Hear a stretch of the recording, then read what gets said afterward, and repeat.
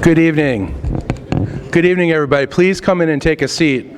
Unless you're buying Jay's book, of course, then you keep buying Jay's book. Welcome to the Center for Strategic and International Studies. I'm Andrew Schwartz. So happy to kick off our fall season of our Schieffer series. I want to welcome one of my bosses, Mike Galvin, who's here.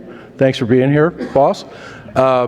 We'd like to thank the Stavros Niarchos Foundation for making this event possible for us.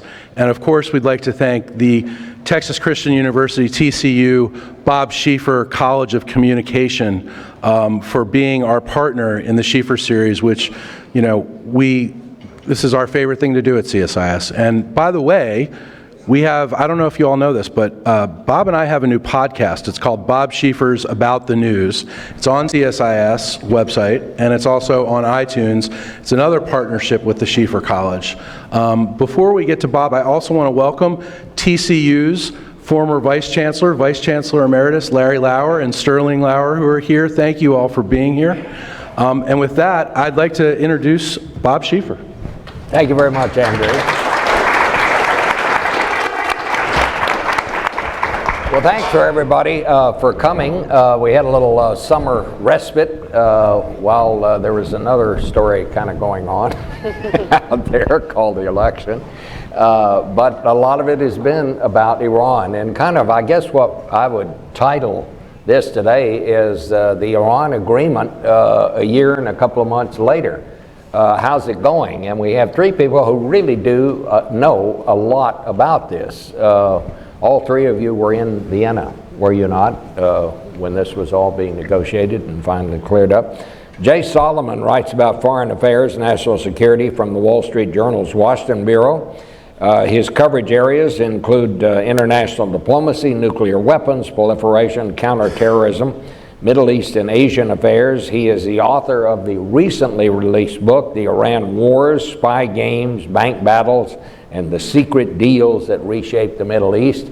He was the one, of course, who I believe broke the story of that $400 million in cash payment that the Iranians got when the hostages were released. Margaret Brennan, since joining CBS News in 2012, her foreign policy reporting has taken her around the world. She has been our State Department correspondent and has done just an absolutely spectacular job, if I do say so. And while Major Garrett, our White House correspondent, has been out covering the campaign, Margaret has served as both the State Department and White House correspondent and spends most of her time over at the White House these days. She was one of the few U.S. correspondents reporting from Tehran during the 2012 non-aligned movement, which marked the largest international gathering in Iran since the founding of the Islamic Republic. Before CBS News, she was at Bloomberg News, where she covered international economic news, and she was also over at CNBC for a while. She's just an all-around, I would say, the best hire CBS News has made in about the last 5 or 6 years. So, David Sanger, you all know, my old buddy, national security correspondent with the New York Times. He has reported from New York, Tokyo, Washington, covered a wide variety of issues surrounding foreign policy, globalization, nuclear proliferation. He was a Pulitzer Prize finalist for international reporting for coverage of the tsunami and the nuclear disaster in Japan. He specialized in the confluence of economic and foreign policy as a correspondent and then bureau chief in Tokyo for 6 years. He covered Japan's rise in the world's second largest economic power. He is probably, I would say, one of, if not the top one, certainly one of the top correspondents covering cyber these days. So David, we may want to ask you a little bit about this latest disclosure. But what we want to talk about today is the Iran agreement. And I'd just like to start with this. All of you were there when it was signed. People had different ideas about what they thought it meant. It's become a major campaign issue. But I would just start with the general question, how's it going? What's happened since it was signed? I think, David, you wrote a piece not so long ago and said the worst fears were not realized, but there was more to the story than that. Margaret, I'll just start with you.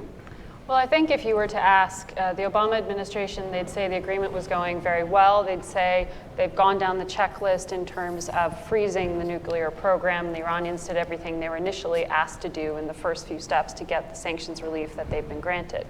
If you ask the Iranians, they have a far less optimistic line. Hassan Rouhani, the president, was just in New York a few weeks ago for the UN General Assembly and was making quite clear, as we'd heard from other lower-level Iranian officials, that they're frustrated that they're not getting more relief. They think that the U.S. and the rest of the world, but primarily the U.S., is keeping them from getting their payoff, their end of the bargain. They believe they've held up what their end was, and that the kind of sanctions that are still there are preventing them from really seeing a true economic benefit. And that's a problem clearly back at home for them, for good reason, because a big part of coming to the table in the first place was the promise that there would be some economic brightening back in Tehran, and that hasn't come fast enough. You have seen some business deals that have gone through recently to get airplanes, basically to help refresh a long outdated supply of airlines that they've had in Iran. But when it comes to the global financial markets, the United States still really has influence far beyond what Congress can control. And there's a lot of concern that the Treasury Department is still sort of dissuading people from doing business. That's what the Iranians believe. And they're very, very frustrated with that. And so that is what you will hear, I would bet, as well next week when you have a number of Iranian ministers coming to town, including the finance minister, for these World Bank IMF meetings. There's going to be a lot of grumbling about the finances. David? Well, I agree completely with Margaret's characterization of where we are. Within the four corners of the deal, I think the Iranians have done everything they've been asked to do. And the Americans have done the letter of the law, but what I think the Iranians hoped for was a greater spirit of cooperation, particularly among European banks and all that. We had the remarkable scene earlier this year of Secretary Kerry going out to meet quietly with European bankers to say, no, really, go ahead and allow this money to go flow. The Republican Party has been strongly against any sanctions relief, and in fact has been trying to push some legislation that, if anything, would restore some of the sanctions under a different name for acts of terrorism and so forth. The exception to that has been Donald Trump, who said in an interview that a colleague of mine, Maggie Haberman, and I did with him back in March, that he actually wanted to see American companies go back to doing business with Iran. He said, how stupid is it that we have a deal in which the American companies can't benefit? And I said, well, you realize that's because Congress, won't allow them to go do it, and it's largely his party that wouldn't allow them to do it. So it's one of those areas where there's a significant split between what the presidential candidate is viewing and what the rest of the party. But he's totally against the deal. He's totally against the deal, but if you've got to live with the deal, he says, why shouldn't American companies benefit? And the answer is, our sanctions are still on. Okay. There was a bigger gamble to this deal, and I think that that Jay gets at this wonderfully in his book, and so if you haven't picked it up yet, do so as soon as you leave. But the bigger gamble was that once we got the nuclear deal out of the way, there would be all kinds of other ways where the United States and Iran could find some common interests. So when we were all stuck in this endless negotiation in Vienna, and I learned, by the way, you don't get any sympathy from your coworkers when you start an email with, I'm stuck in Vienna. On an expense account. On an expense account. And I would deny it if you would ever suggest that the three correspondents you have up on the stage here were out dining at any point while we were waiting for all of this to happen. Yeah. I think there's a restaurant we missed, but I can't quite think of what it was. So anyway, the bigger gamble was that we would have this bigger relationship. And In fact, what's happened is that outside the agreement, if anything, I would say events have deteriorated. We've had harassment of U.S. ships in the Gulf. You've had continued efforts by the Iranians to support Assad, put Shiite militias and some of their own troops on the ground in Syria, support for Hezbollah. I mean, the list goes on and on. Now, partly this may be that the unspoken deal for this in Iran was the supreme leader saying to the Iranian Revolutionary Guard Corps, okay, we took away your favorite weapons for the next 10 years, but you'll get them back eventually. And in the meantime, if you got to go out and do other stuff that's outside the agreement, be my guest. We don't know. But if the Obama administration wants to make the case that the deal was the seed for a better relationship, I'm afraid they're going to leave office unable to prove that. Now, what they'll tell you now is, look, this was a long-range gamble. It's only Americans who can only see from, last summer to Election Day. We're not going to know the answer to this until the Supreme Leader passes on and there's a new Supreme Leader, and until we've had, 10 or 15 years to make this deal play out. And, by that time, a lot could change in the world. But for now, based just today, you would say the deal was completely successful at removing an imminent threat that could have led to war. It was not successful in remaking the Iranian-American relationship at this point in time. Jay. Yeah, I'd agree with basically what was said previously. I think if you look at the IAEA just came out with a report a couple weeks ago, and it basically said, yes, the Iranians were abiding by the program, the agreement. They've moved out the enriched uranium.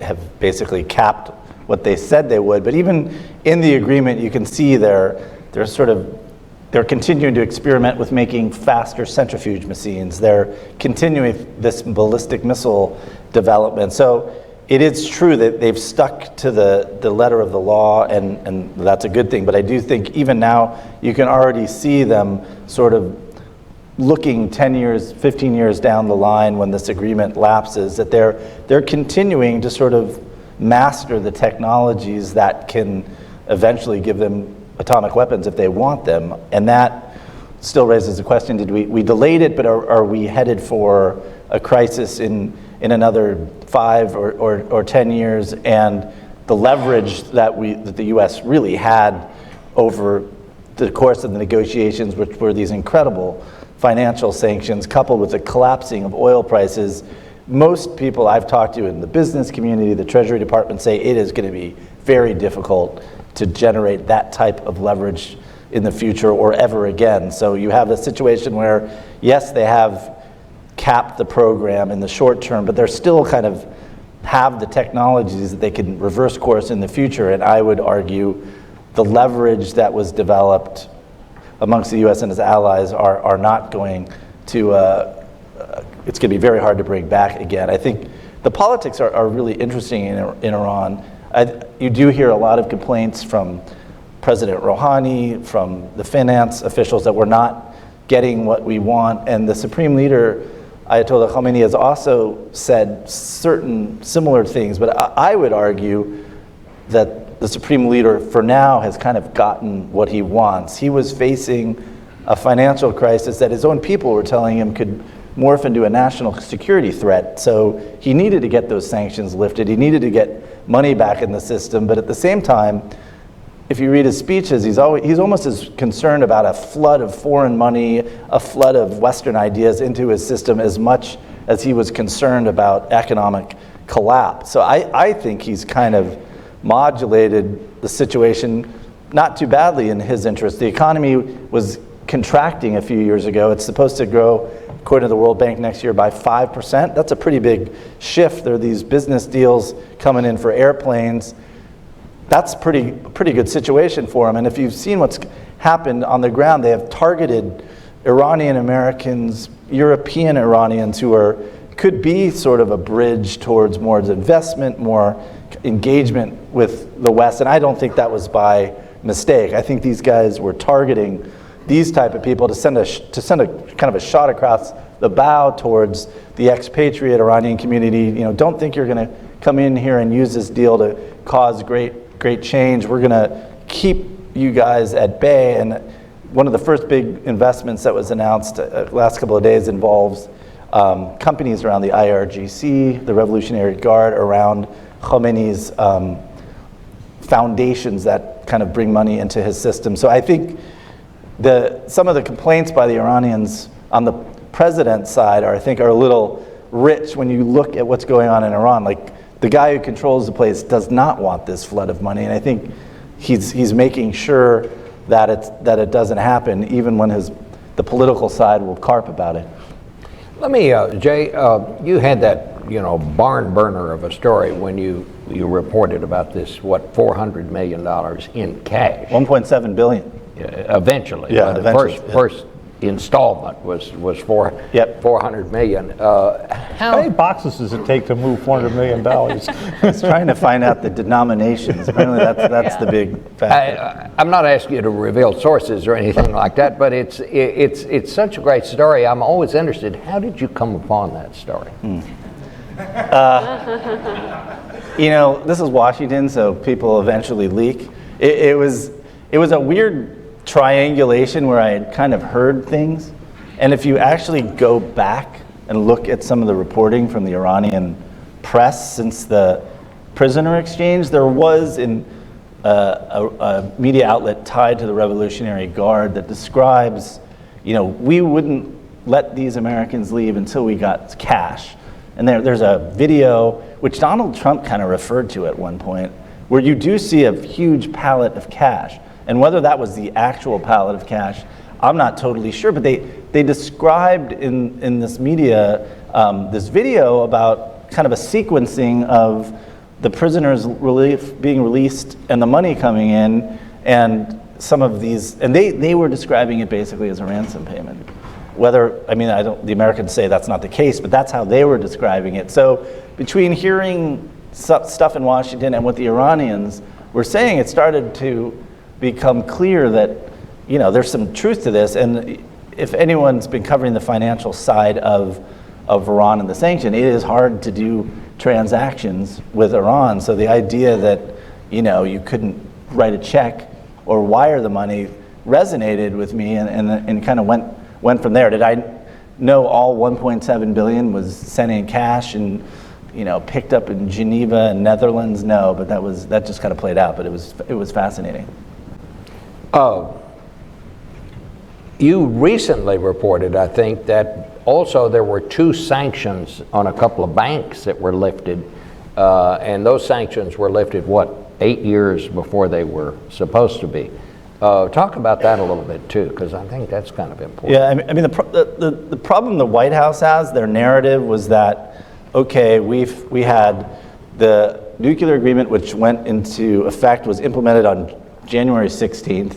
We had a prisoner exchange the next day, and we had the payment of this money that was related to a bad arms deal from the Shah the next day, and then we lifted sanctions on these banks, but it was all kind of a coincidence, even though it was we wanted to clean up everything at once. But we've subsequently reported that the State Department's the main State Department official who was kind of overseeing the prisoner exchange was in Geneva, meeting with members of Iran's Ministry of Intelligence, and they actually signed documents related to the cash shipment, the release, the prisoner exchange, and the release and the delisting of these banks by the United Nations. And the problem the White House has in this case is they've said, okay, we are going to relieve the pressure on the nuclear program, but we're going to continue to target their missile program because they're still launching missiles, they're still in violation of UN resolutions. These banks were solely sanctioned initially for financing Iran's missile program, to the point that Treasury initially called them the linchpin of their missile program. So to delist them it risks kind of collapsing this architecture they created to stop their missile program. And like I was saying, the fact that all of this was kind of signed between an Iranian official and an American official, really kind of undercuts what has been the White House narrative, that this was all kind of per chance. We didn't cut some agreement that was tied to the release of the Americans, but literally these documents were signed. The Americans were basically wheels up from Tehran. The money starts being released and these sanctions are lifted. So it was very sequenced and orchestrated. You know, Margaret, as often happens in American politics, all of this unfolding in the middle of a presidential campaign, it almost gets reduced down to cartoon stereotypes. I mean, the people on this side say there's nothing good about this, and the people on that side say there's nothing bad about it. Do you think we're getting the real picture of what this agreement is about? I mean, how do you see the way it's being played out in the campaign? Well, I think, that's almost two questions. I think it's going to take a while. Quietly, you hear more and more from diplomats, Western diplomats, that while they think the deal's sticking now, they aren't quite as certain that it'll last for the full duration, the 10 to 15 years. You hear more and more skepticism. So that will translate into the next president's job and what they will have to reconsider when it comes to the deal, the confrontation with Iran, and whatever you do going forward with sanctions and the like. I mean, on the campaign trail, this is something that it's red meat to anyone who wants to be angry at the current administration and the status quo, because it sounds like there was billions of dollars handed over for a bum deal, as Donald Trump would tell the story. On Hillary Clinton's part, she would tell the story that this was groundwork patiently and deliberately laid for years and years, that now when she gets to office, she will make sure is implemented quite strongly, and some would argue that she perhaps would be less delicate in terms of being afraid to come out with further sanctions on things outside the rubric of the deal itself. That is, more punishment on human rights or more punishment on some of the bad actor type behavior that people are still having problems with Iran. Donald Trump's threat to blow Iranian ships out of the water, if they continue to harass our boats, yes, that's red meat on the campaign trail. In office, can you actually follow through with kind of threats like those? That sets a tone whether or not you intend to follow through with it. So I think the Iran question is actually going to be really interesting on day one for whoever ends up winning. But I also think this is something that we're going to consider in the Iranian elections, the question of how they pick up their end of it too. This isn't just an American deal, this is a global agreement. You can't just rip it up. You certainly can poison the spirit of it on the American side or on the Iranian side. So it'll be interesting to see on day one. I don't know how either candidate would exactly approach it. Did Hillary Clinton, how much did she have to do with this, David? Well, she had a lot to do with its origins. During the last year that she was Secretary of State, she was the one who sent Bill Burns, who was the Deputy Secretary, and Jake Sullivan, who was her policy planning chief and is now the head of all policy in the campaign, out to do this series of secret meetings that with the Iranians. And that particularly took off once it became clear that this reformist group, led by President Rouhani and with a foreign minister in place, or at that time a suspected foreign minister in Javad Zarif. And so they met with them and they realized that this was the great, this was going to be the moment. They accomplished more than I thought they were going to accomplish at the time. And since we all had a little time on our hands in all of these negotiations over a year and a half, there was constant speculation about whether this would come together or basically be killed off by the supreme leader before the deal was signed. And Zarif kept saying to all of us, no, I have the authority to go negotiate this. And there were many ups and downs, but ultimately, of course, in that he was right. The question, I think, is first, as Margaret points out, does this survive the Iranian political process? Because there are many in Iran who basically want to hang this thing on Rouhani and Zarif before the elections, which I guess are in March, right? So that's test number one. So you could have a situation, depending on how elections in both countries worked out, where you could have an opponent of the deal who says it was a terrible deal, get elected president, and you could see the ouster of the architects of the deal in Iran. If Secretary Clinton gets elected, she's already said in a speech that she gave here in Washington about a month after the deal was signed that she would enforce other provisions, including the missile side of this, which is not formally in the deal, very strictly. And so an interesting question will be, does she do this more strictly than President Obama has? She can get away with saying that she didn't sign off on the final details of the deal, but she will inherit that in its current form. So what happens then, Jay? We've paid them $1.3 billion.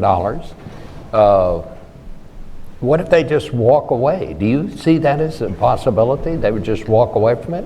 I mean, my assessment is, for now, the first couple of years, I think it's in both the Iranian and the American interest to keep this deal afloat. I think, as David was saying, Donald Trump is like, at first he says, oh, this is a terrible deal, I'll tear it up.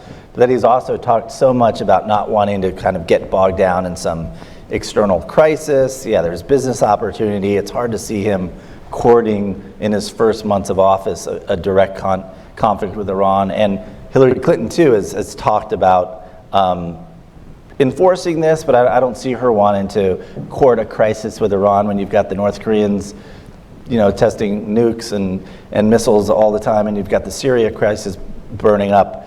I think that the longer term question is, though, does this deal kind of start to erode after a few years when the principals who negotiated it are out of the question? John Kerry has tirelessly been going around the world trying to get investment, trying to make the deal work, and he's going to be gone. His successors will not have the same kind of personal investment in this, and it's unclear if Rouhani and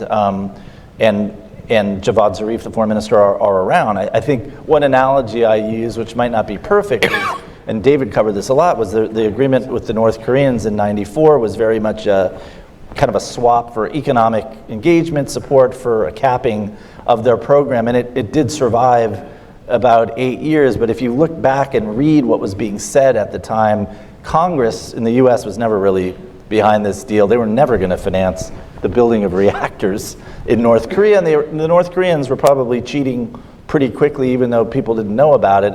It took the Bush administration, but once they started to sort of say, look, you're cheating, you're not living up to the deal, to push it, the deal didn't last very long under the Bush administration. I think that's a risk when you have, in both the Iranian and the North Korean situation, very transactional relationships that are basically, you're renting or you're basically buying off their program for a while without any real political or diplomatic glue or change in relationship. And if that doesn't happen in Iran in the next few years, I think you run that risk where at some point either the US or Iran says, look, we're not getting what we wanted, or we're not getting enough money, and without that glue, it could run the risk of ungluing itself at some point. The other thing I would say is, outside the sort of paperwork deal, you have to look at the knock-on effects of what this has done in the region and how that continues to influence the US relationship with Iran, right? I mean, the deal itself had reverberations worldwide, and the Obama administration really embraced this idea of disruptive diplomacy. They were fine with, hey, we're throwing out the old playbook, and maybe it makes others uncomfortable in Israel, maybe it makes them uncomfortable in Saudi Arabia, but ultimately we're going to go through with what we see as American interests before what some would argue American values in talking to a regime as rogue as Iran. But what that has also done, if you look at Syria, if you look at Yemen, some would say is intensify some of the, I wouldn't say cold wars, but some of the tensions certainly between Saudi Arabia and Iran. The more insecure people have felt, I would argue, in Riyadh and elsewhere, the more about their position and about Iranian influence perhaps increasing in the region, that has lent itself to an intensification of that war in Yemen, which is not going very well for Saudi Arabia, and is certainly not going very well for the people of Yemen right now. Syria and what is going on there, I mean, if you just look at the ground forces and the presence that Iran continues to have in Syria, this deal has not in any way discouraged them from expanding and in many ways solidifying their influence in the region. So it's changed the dynamic far beyond just the nuclear question. Yeah, and I'd kind of like to shift into that, because I think one of the things that you wrote, I looked at one of the pieces you wrote right after this was signed, and you said the next test will be what does Iran do in regard to Syria and all that. And from what I hear you saying right now, the answer to that is not much. No, and you hear quietly U.S. officials when they were arguing for the cessation of hostilities, which obviously didn't work, despite intense diplomacy to try to get the Russians to rein in Assad. The bet is really, well, the Iranians have more influence. You know, Moscow doesn't have the influence that Tehran does in Syria.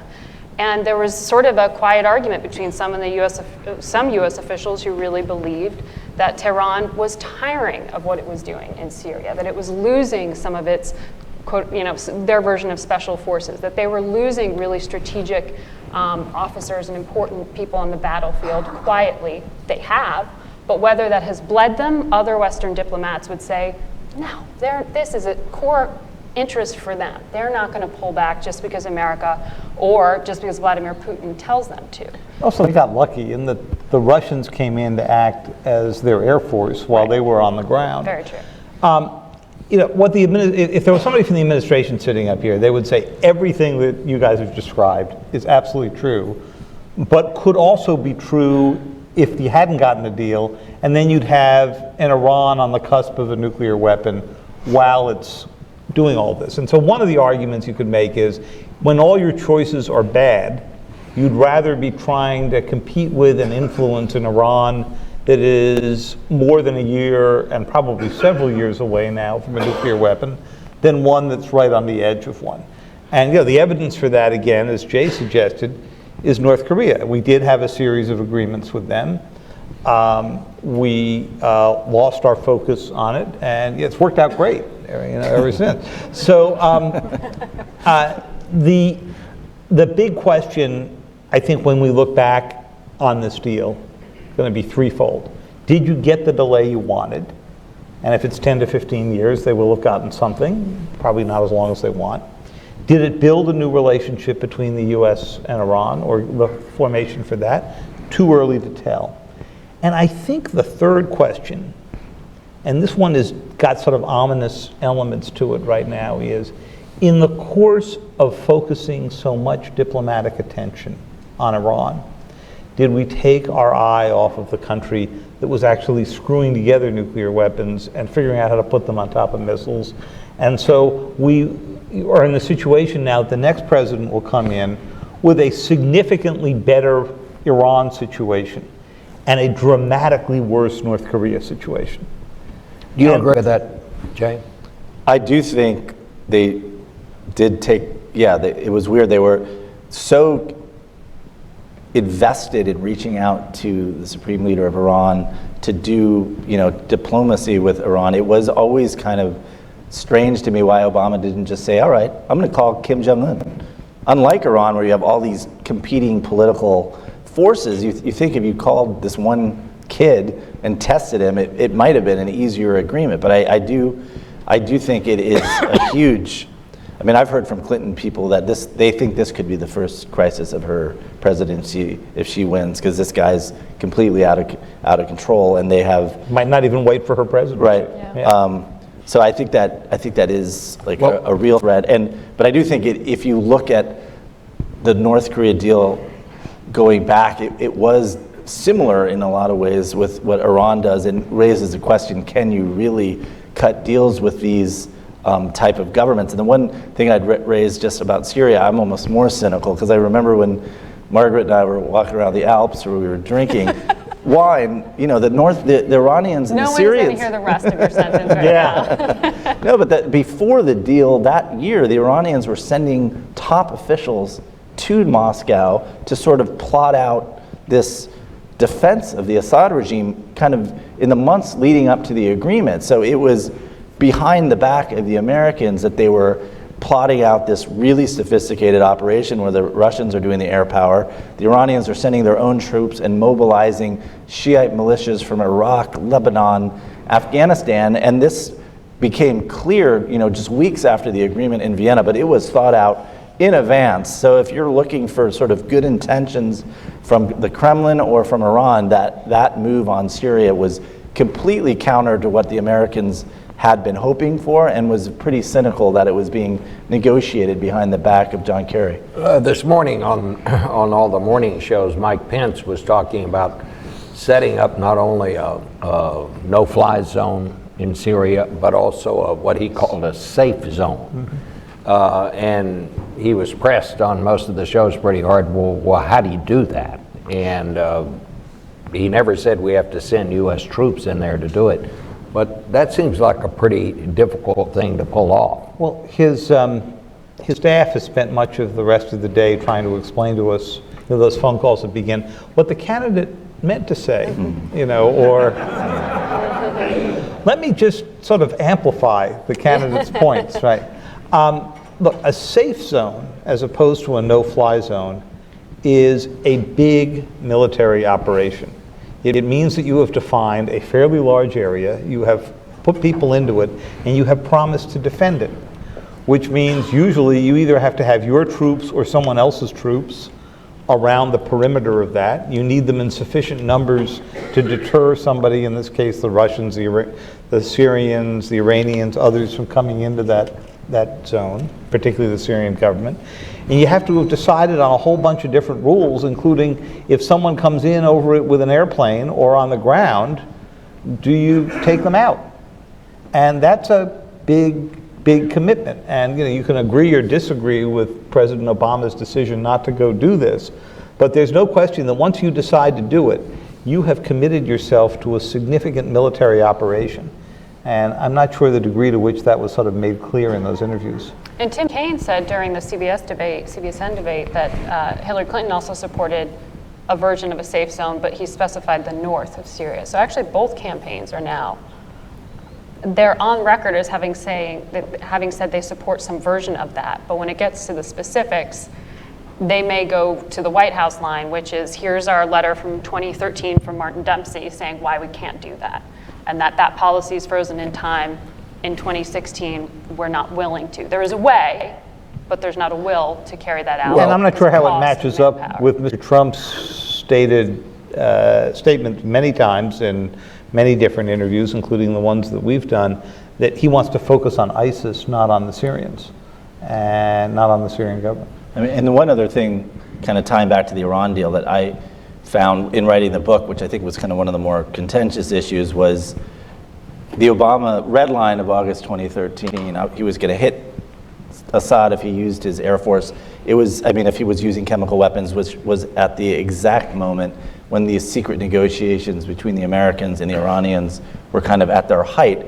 The White House constantly says there was no connection between Obama's U-turn. There was we never tied our Iran diplomacy to what we were going to do in Syria, but I've interviewed Iranians who said, look, if the U.S. has started hitting the Assad regime in the middle of these negotiations, there's no way the Supreme Leader of the Revolutionary Guard was going to continue to support the diplomacy, because this is their strategic depth in the Middle East. It's their closest ally. And since 2013, we have seen a letter that President Obama wrote the Supreme Leader where he said, if we can get a nuclear agreement, maybe we can cooperate on ISIS, but more than that, you should know we are not going to be targeting the Assad regime. So I still think it would be very hard for the U.S. to be put, at least under the Obama administration, but we'll see how the next one goes, to be put in a situation, not only if you enforce such a safe zone, you could be running into the Russian Air Force. You could also be running into the Iranians,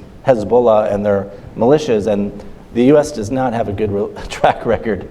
If you look at the Marine barracks in Beirut in '83, that's who we were coming up against. It was Iran and Hezbollah. So there's a lot of players in that country now, and it's very difficult to get involved. I want to go just quickly back to something both of you talked about in North Korea.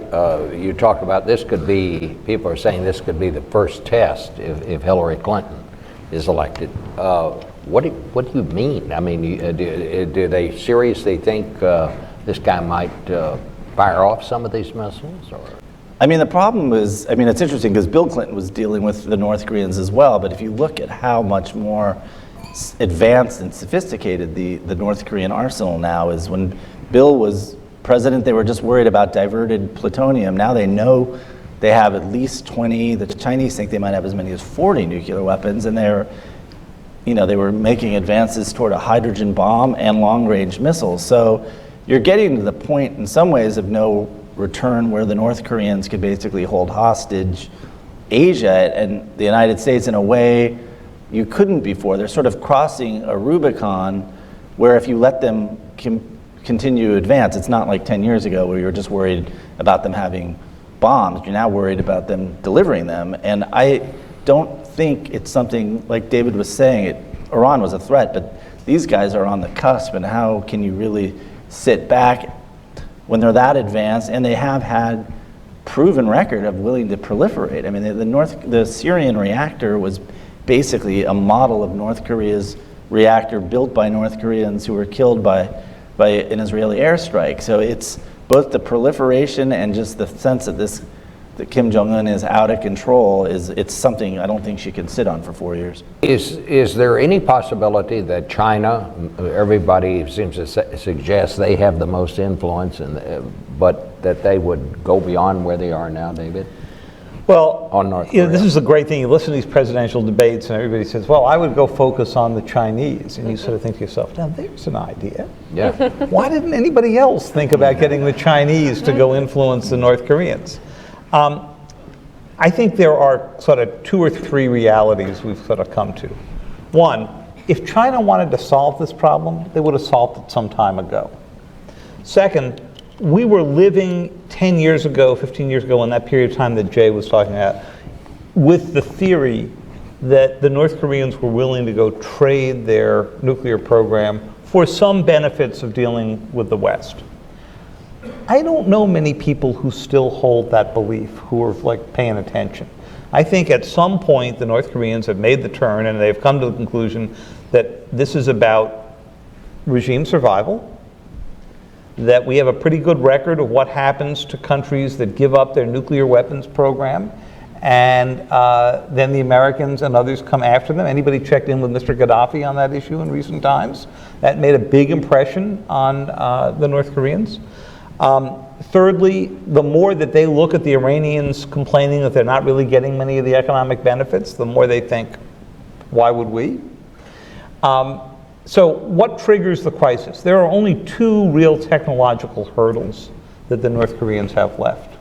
One is that they have not demonstrated that they can launch a missile that lands, just off of Long Beach yet. I don't know if that's 2 years away, 5 years away, 7 years away. When that moment comes and that missile lands in the water, you've suddenly got a crisis of new dimensions in Washington. The second is, we don't know if they can shrink a nuclear warhead enough and stabilize it enough that when you put it on that missile, you can leave the atmosphere, come back in, and it comes in whole and complete. But the best estimates are they figured out how to do that for short-range missiles. So, it took us a number of years, the United States, to do that in the 50s. It's not easy. It's not an easy piece of engineering, but eventually we got there. And those are really the only hurdles left. All right, well, let's go to questions. Who has a question? Right here. Step right up.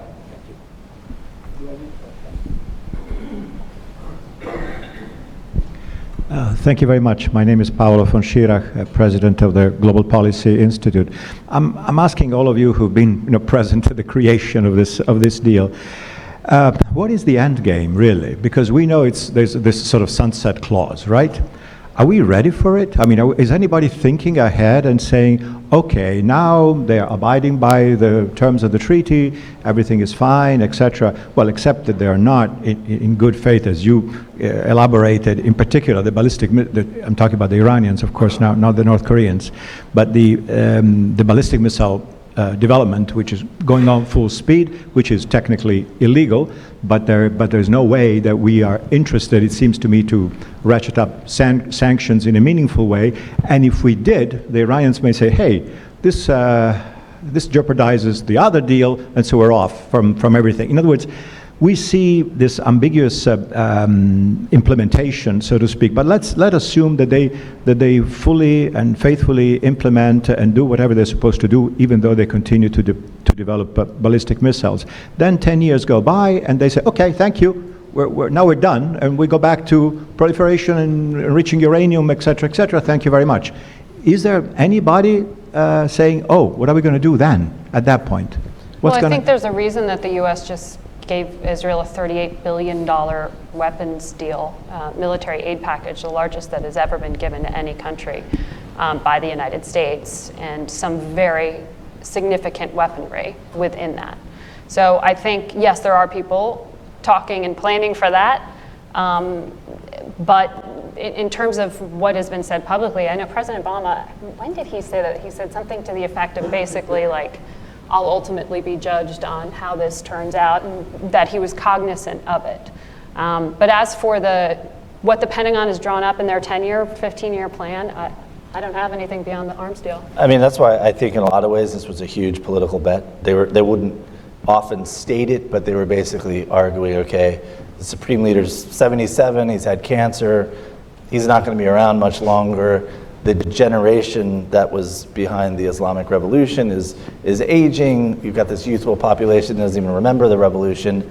These guys are going to pass from the scene, and in 10 or 15 years, when the restraints are lifted, we're not going to be as concerned about what they have because you'll have a more moderate government. That is a very dicey proposition, but I still think one of the biggest risks is the fact that the U.S. and its allies did create this incredible sanctions regime that had way more impact than even they thought they'd have. And it's being, even if it's not to what the Iranians want, it's being unwound. And I don't think anyone believes, short of the Iranians testing a bomb, you could bring that back again. It took a decade to put in place. It involved so much strong arming, a perfect confluence of oil prices collapsing. I just think if there's not political change in 10, 15 years, you're going to run the risk of having a crisis, but the West having less tools to confront it short of war. There is one tool I think that we have. I mean, the administration will tell you it was sanctions that brought them to the table, and I think probably the three of us would tell you it was a mix of sanctions and sabotage that brought them to the table. And I wrote a lot about the sabotage in a book 4 years ago, and that was part of a long history. And I think one of the quiet bets of this is that the way the United States will have insights into the program from the heightened inspection and the ability to improve on the sabotage methods, particularly the cyber methods that were used, would make it possible to slow down a program even if you couldn't restore the sanctions regime. But that's a bet that your covert capability can be reconstituted. Let me ask a question here, because I was going to ask David about this, and I said I would at the beginning. Bring us up to date on this latest thing out at the arrest of the contractor stealing secrets, apparently. Right. So the contractor worked for Booz Allen. His name is Hal Martin. That's for anybody who's here who doesn't know Booz Allen, and probably many here do and have dealt with them. They also employed Edward Snowden. That's 2 in 3 years. It's probably not like the record you want to go up to Capitol Hill with.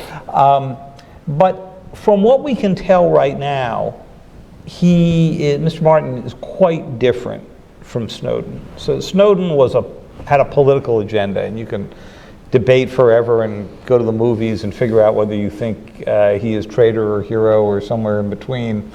But Mr. Martin, from everything we can tell, did not have a political agenda that we can find right now. And maybe that'll change over time. He was a collector. He collected a huge number of documents. whether this was to finish his long-suffering PhD at which he was working on for the longest time, or whether he simply thought that if he had all this stuff around at home, he could think bigger thoughts about how it all connects. We don't know. But so far, as we were working on the story for the past 3 or 4 days before we broke it yesterday, we couldn't find anybody who suggested to us that he had actually transmitted this information to anyone else. So, you know, he had the world's greatest private library of secret from the TAO, the Tailored Access Operations Unit of the NSA. That's the unit that breaks into systems. But what he was planning to do with it is still a mystery to us. Well, you know, I mean, and this is something I know absolutely nothing about, but as I say, what I read in the papers.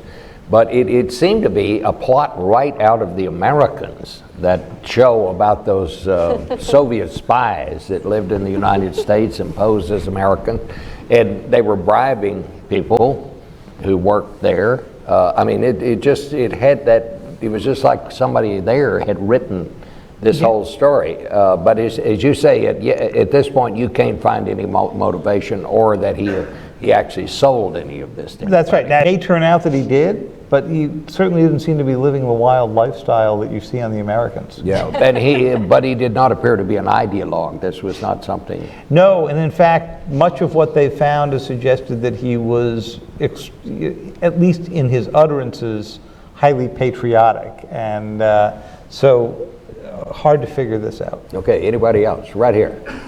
Sure.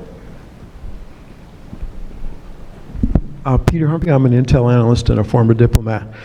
During the course of the JCPOA, if things are not looking good, if we get a lot of intelligence that they're going mock wild with centrifuge plans and bomb designs, what is plan B then, since snapback sanctions is one of the great fantasies of the century? What's plan B during the course of the JCPOA? And what is the threshold for us actually breaking something? Or is that completely off the table until 12 years from now? I mean, I'll take the first shot at it. I mean, I think one of the weaknesses of the JCPOA from kind of proliferation folks are, while they can't produce more enriched uranium, they can continue to sort of develop their centrifuges and more advanced machines. So when the limitations are lifted, they could kind of reconstitute that base of fissile material really quickly. Like second, third, fourth generation centrifuges, they're allowed to keep developing in some ways legally, and that's one of the real weaknesses in the program, in the agreement in a lot of ways. But you know, I don't think there's been much. I mean, outside of the snapback sanctions, the president will say, you know, we could go back to the military option if we needed to down the line if it happened. I think one of the things David raised, which is interesting, is just how much the cyber capability is still there, because we know about the Stuxnet attack. I think David and others have reported about kind of an even more elaborate kind of systemic attack the administration told the Iranians potentially they could launch if there was a sign of them cheating or there was a no agreement, that there could be a much broader cyber attack. So I think those are some of the options that are out there. But I do think the weakness of the agreement is there are a lot of things they can do legally under the agreement on producing enrichment. And one of the stories and elements of the agreement I'm still sort of amazed about was there was just years of focus on basically finding out what the Iranians did, how far did they get with their weaponization program, how close were they to a bomb, and the administration finally came to a position, well, we kind of know what they were doing, but you know, they gave them a bit of a pass. They never really had to put forward the scientists or the access to some of the bases that initially the IAEA was demanding. But one of the kind of quiet stories that kind of passed was the IAEA, the inspectors did finally get into this one site and got some samples, and they did find uranium there. And US officials I talked to said there was really no explanation for having uranium on this military base, except for that it was part of this secret weaponization program from a decade ago but because of the agreement, it was just kind of glossed over. It was in a little sentence in the bottom of an IAEA report, and I'm just a bit skeptical that they really knew everything that was going on, even though I think they did have pretty good intelligence. So that kind of issue of like, how close were they? Why were they doing enrichment, or why was there traces of enriched uranium at this military base is going to haunt this agreement going forward. And that was, in my estimation, one of the weaker elements, that this whole issue, they've got to at least come to some closure on the weaponization. I don't think they ever really did. All right, we're going to have one more question, and is there a woman in the audience who'd like to ask a question? We had two guys. Okay, right back there.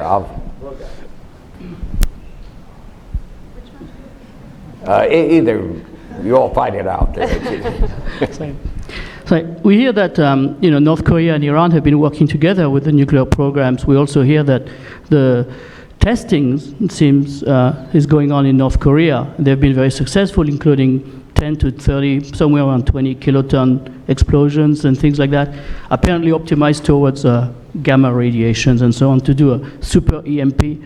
There's also North Korean satellites in polar orbits going overhead around us, obviously. So the natural question is it simply paranoia to think that they're really ready to, and they're working successfully so far towards the attainment of basically wiping us off the map? Who'd like to answer that? Well, I'll take a first shot. There's long been missile cooperation between North Korea and Iran, and the Iranians have bought a lot of their missile designs from the North Koreans. And they both were paid up clients of A.Q. Khan in Pakistan, who was providing them not only with the nuclear designs and the enrichment capability, but in the case of North Korea, they were receiving some missile technology back. The Pakistanis were receiving it. I've never found any convincing evidence of nuclear cooperation. It's widely rumored, but sort of never proven. Those North Korean satellites, I don't lose a whole lot of sleep about those. The only ones I've sort of seen play a radio jingle to Kim Il-sung, the country's founder. And I think the North Koreans have, a lot of nuclear ambitions, but doing an EMP in space, I think that one's sort of, at the far out end of the list.